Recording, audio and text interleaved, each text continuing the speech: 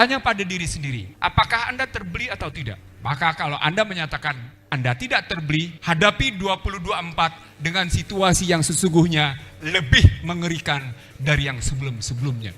Lihat bagaimana Putin, lihat bagaimana Xi Jinping, lihat bagaimana negara-negara tetangga seperti Anwar Ibrahim, Lee Hsien Loong, atau bahkan katakan tegas-tegas bagaimana Marcos Junior punya sikap mengubah Rodrigo Guterres berpihak kembali ke Amerika. Indonesia mau mengatakan bebas aktif, tapi perilakunya banci. Ketika politik tanpa moral, ketika politik tanpa etik, dan ketika hukum tunduk pada kemauan politik, maka cuma Islam yang menjadi jawaban.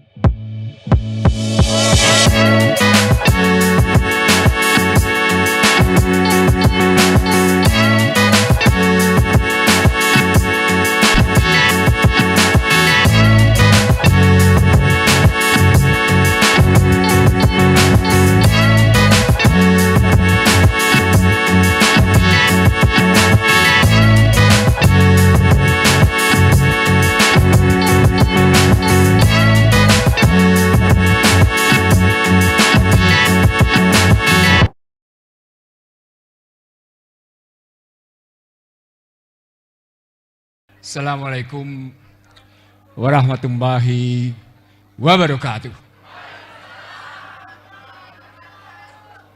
Bapak Ibu sekalian, satu hal yang saya percaya bahwa Anda terpanggil di sini karena 5 hal.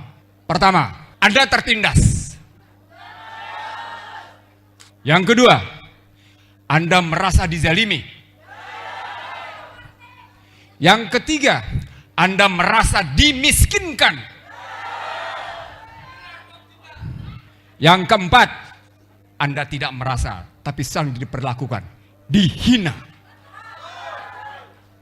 Yang terakhir, sesungguhnya bangsa ini harkat martabatnya sedang melorot. Mari kita lihat beberapa peristiwa yang saya sebutkan sebagai kondisi bangsa ini sedang melorot. Bapak sekalian, kemarin terjadi pembicaraan penting antara Xi Jinping dengan Antony Blinken soal bagaimana Cina tidak terlibat dalam kegiatan penguatan di Kuba. Pada saat yang sama, Amerika marah karena Bashar al-Assad berdialog dengan Erdogan dalam rangka mengatasi pemberontakan. Pada saat yang sama, Amerika menghadapi serangan-serangan drone di Ukraina. Saat yang sama terjadi pembicaraan di Singapura, Indo-Pacific Treaty Organization, dan bangsa ini tidak jelas mau kemana. Itu berarti 5 hal tadi menjadi kenyataan. Yang kedua, Bapak Ibu sekalian, kalau kita lihat dalam kondisi regional sekarang,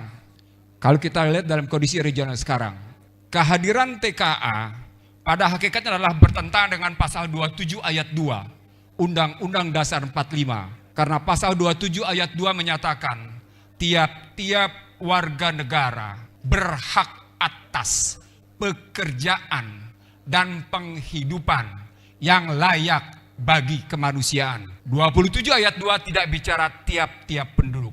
27 ayat 2 menyatakan tiap-tiap warga negara. Dan kita saksikan adalah sebagaimana tadi data muncul tentang meningkatnya pengangguran. Sayangnya pengangguran dalam konstruksi tadi adalah konstruksi ekonomi, bukan konstruksi sosial. Bapak Ibu sekalian, kalau kita hadapi sekarang situasi di mana kemudian rakyat diam, menghadapi ketertindasan, menghadapi kezaliman, menghadapi penghinaan, menghadapi melorotnya harkat martabat, maka kata kuncinya satu, tidak ada yang tidak terkooptasi, tidak ada yang tidak terbeli. Maka Anda yang hadir di sini adalah Anda orang-orang yang tidak terbeli. Tanya pada diri sendiri, apakah Anda terbeli atau tidak? Maka kalau Anda menyatakan Anda tidak terbeli, hadapi 2024 dengan situasi yang sesungguhnya lebih mengerikan dari yang sebelum-sebelumnya. Pertama, perjanjian antara Kementerian Kesehatan dengan Bill Gates itu mensahkan bahwa tahun depan akan ada pandemi yang lebih mematikan dari COVID-19.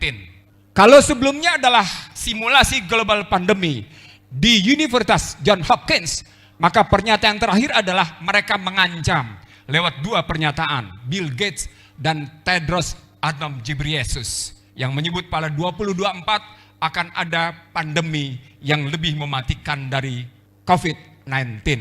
Pertanyaan, adakah pemerintah siap melindungi bangsanya? Apa buktinya? Bila Anda bilang tidak? Undang-Undang Kesehatan Omnibus Law itu malah sesungguhnya sedang diserahkan kedaulatan kesehatan itu kepada dunia internasional. Saya ulang, RUU Omnibus Law Kesehatan itu malah sedang menyerahkan kedaulatan kesehatan, sedang diserahkan ke panggung internasional. Dan itu berarti Anda tunduk pada International Health Regulation yang diamandemen oleh Amerika dan akan berlaku segera pada 2024. Yang pertama, saya tidak melihat ada satu unsur komponen bangsa ini yang betul-betul merespon apakah kita akan makin tergadaikan atau tidak. Hampir seluruh hajat hidup orang banyak di negeri ini sudah tergadaikan. Cuma tinggal satu, sektor kesehatan. Indonesia menerapkannya dari Peduli Lindungi menjadi Satu Sehat. Saya ulang, Indonesia mengubahnya dari Peduli Lindungi menjadi Satu Sehat. Satu Sehat adalah kata jiplak dari One Health. One Health diambil dari Badan Kesehatan Dunia dan itu mengaplikasikan bahwa seluruh masyarakat dunia harus tunduk pada ketentuan-ketentuan Badan Kesehatan Dunia. Tidak terkecuali Indonesia. Dan itu berarti tidak ada negara berdaulat di bidang kesehatan. Catatan pertama. Catatan kedua, dalam waktu singkat akan berlaku central banking digital currency. IMF sudah menyatakan di bulan Juli ini kita melakukan e-dolar. Saat yang sama, Bapak Ibu sekalian, kondisi dolar dari pengaruhnya 52%, sekarang ini cuma tinggal 39%. Saat yang sama, yuan renminbi dari 10% naik menjadi 13%. Apa artinya? Bapak Ibu sekalian, ketika mereka memaksa digital currency dengan kondisi mata uang terbuka seperti itu, sesungguhnya sedang terjadi perang perekonomian berbasis digital. Dan kalau dihubungkan dengan situasi perang yang saya sebut tadi sebelumnya, maka yang terjadi sesungguhnya adalah perang tanpa perang. Maka persoalan ke depan adalah bagaimana kira-kira bangsa ini dilindungi oleh para pemimpinnya dalam mengatasi sebuah sistem moneter yang persepsinya ganda. Persepsinya ganda.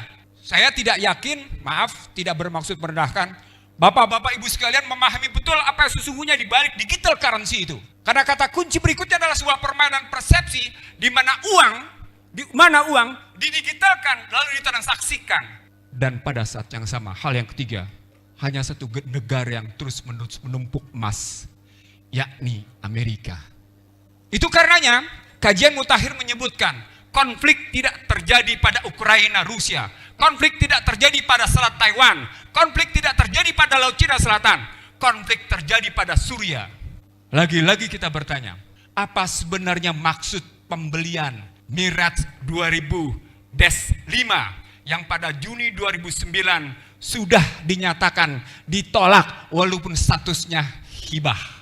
Dengan dasar pembelian sebesar 792,7 juta US dollar yang basis dananya adalah pinjaman. Juwono Sudarsono almarhum menyatakan, itu tidak gratis. Itu ada biaya perantara. Bapak Ibu sekalian, dalam logika ekonomi internasional, saya ulang, dalam logika ekonomi internasional, ketika terjadi yang namanya pembelian, ada biaya transaksi. Ada biaya transaksi yang namanya transaction cost. Satu. Yang kedua, kemarin disetujui juga pembelian maung. Bapak Ibu tahu Pak Maung? Tahu Maung? Mobil tempur. Mobil tempur yang untuk sipil harganya sekitar 700 juta, yang untuk versi militer harganya sekitar 800 sampai dengan 850 juta. Asal muasalnya hanya dipesan 7.000. Joko Widodo sebagai presiden mengizinkan pembelian menjadi 10.000. Pertanyaan, apakah ini dalam rangka memang mengatasi krisis di kawasan Asia Pasifik atau Indo-Pasifik, atau dalam rangka menyahuti pemilu 2024? Halo. Tidakkah Anda sesungguhnya sedang dibuka ada sesuatu di balik transaksi-transaksi ini? Halo, apakah Anda sesungguhnya sedang diajak untuk melihat setiap yang namanya menjelang pemilu pasti terjadi transaksi-transaksi besar. Walaupun kelihatannya lehal, tapi pasti ada biaya transaksinya. Bapak Ibu sekalian, sebagai penutup, kalau kita merasa kita tertindas, kalau kita merasa bahwa posisi kita dimiskinkan, bahwa kita merasa dizalimi, diperlakukan tidak adil, terhina, dan harkat martabat kita menurun, dan sementara elitnya seperti itu, kesalahannya ada di mana? Tidak. Kesalahan pada dua tempat. Kesalahan sistem dan kesalahan pemimpin. Kesalahan sistem dan kesalahan pemimpin. Kalau kita mau menyebut bahwa kita bisa mengubah situasi dengan mengubah pemimpin, selama 15 tahun ini terbukti kita tidak bisa bikin apa-apa. Bapak Ibu sekalian, saya ingin mengatakan pada Anda, di dunia sana sedang terjadi kemelut amat sangat luar biasa. Sama seperti di Indonesia. Sayangnya kemelut di sana disahuti oleh para pemimpinnya dengan luar biasa. Lihat bagaimana Putin, lihat bagaimana Xi Jinping, lihat bagaimana negara-negara tetangga seperti Anwar Ibrahim, Lee Hsien Loong, atau bahkan katakan tegas-tegas bagaimana Marcos Junior punya sikap mengubah Rodrigo Guterres berpihak kembali ke Amerika. Indonesia mau mengatakan bebas aktif, tapi perilakunya banji.